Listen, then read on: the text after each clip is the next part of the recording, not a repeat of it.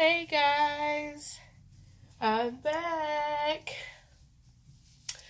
Okay, I'm sorry I haven't posted in a very, very long time. A lot of life has been happening. I recently been married last year, it's going on a year, December 23rd. But however, I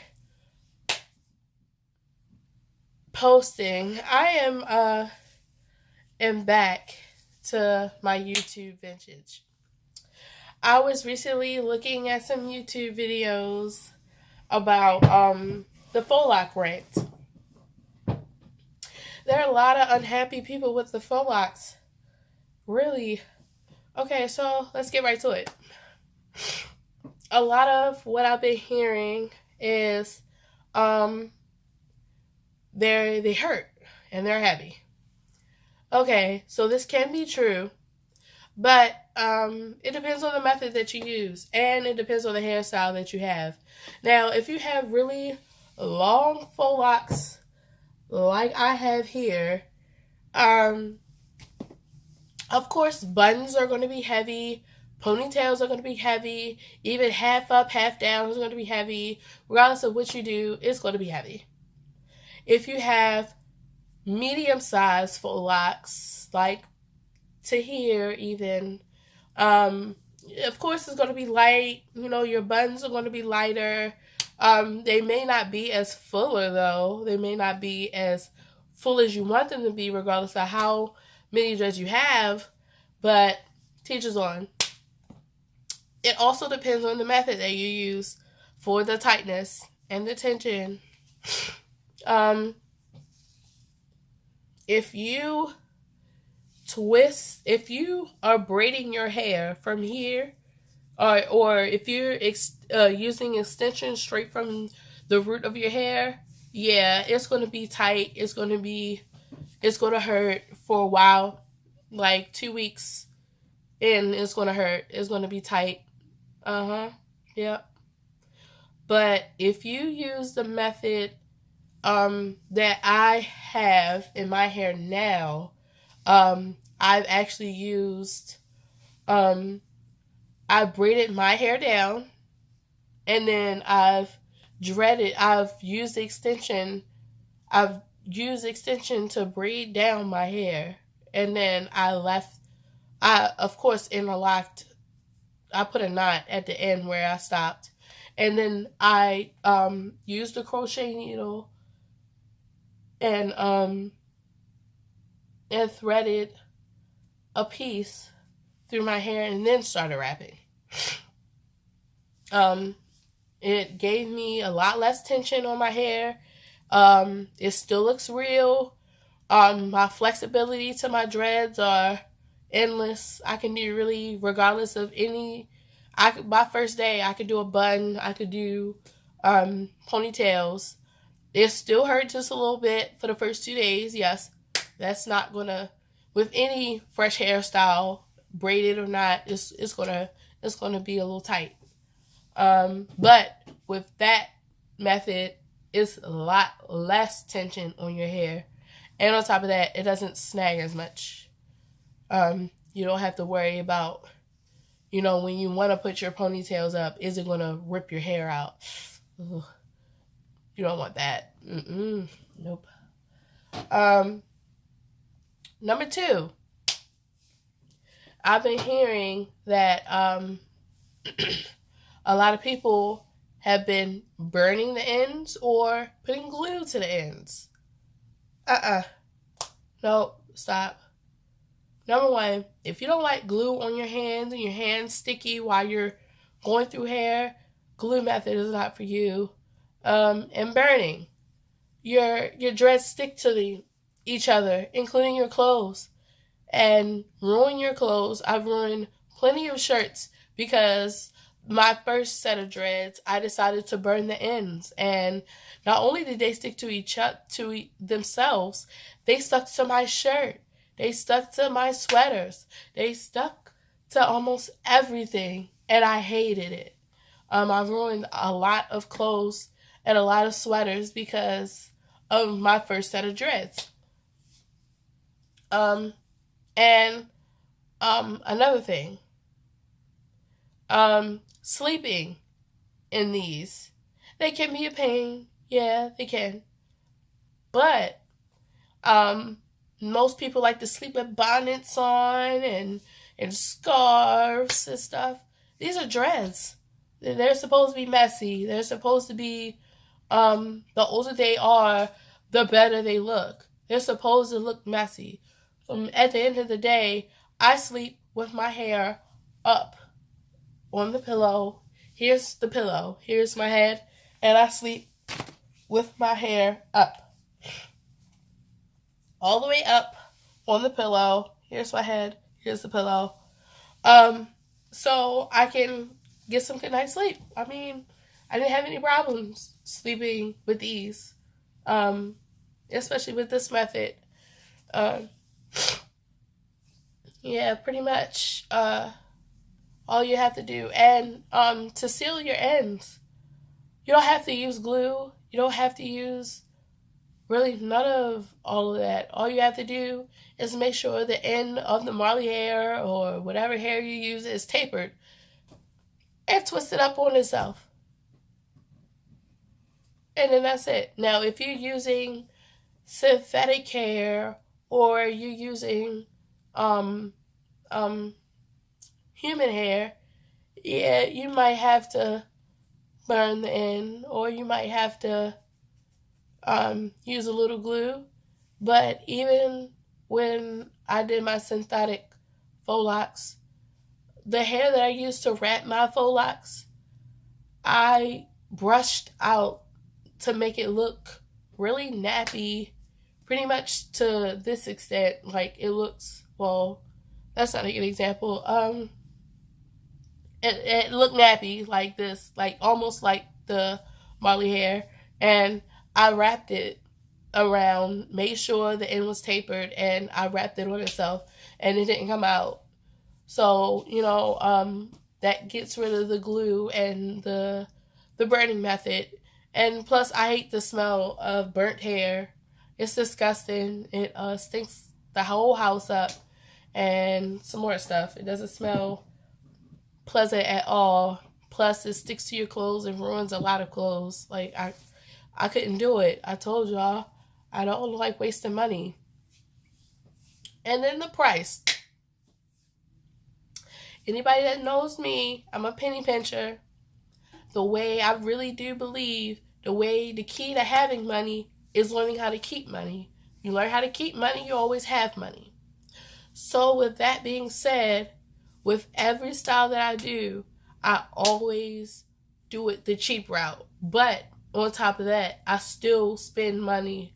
I still spend good money, if that makes sense. Okay, prime example. Marley hair.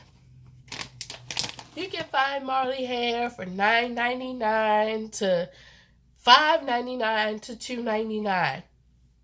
Okay, so when you go into the store and you know that, and you need Marley hair for whatever style you have, the crochet, the Faux Lox, or even just braids, I'm not picking the $9.99 one. There's no difference in the Marley hair. It's no difference at all.